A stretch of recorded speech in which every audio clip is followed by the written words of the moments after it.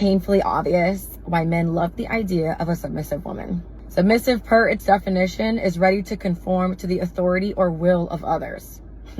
The prefix sub means under. Think of subpar, submarine. In short, your world is under his. Now there seems to be a theme here. Good girls versus bad girls. A lock that can be opened with many keys is a broken lock. And if you can't submit to a man, you're gonna die alone.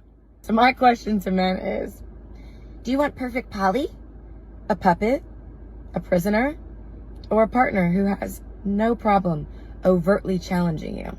King treatment and knowing your partner's love languages, that's one thing. Being submissive is a whole nother thing. It's its own thing. If you find yourself abandoning your wants, needs, desires to make something work, I'm here to tell you, it was never a match to begin with.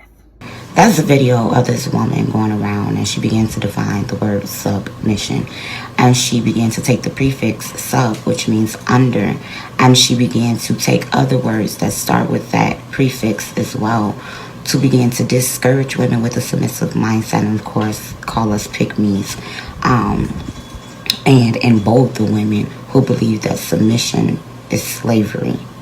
Foolish. What about the word substance? This is something that a submissive woman has plenty of. What about being substantial? That's her presence in her home. She's substantial to that man that she submits herself to.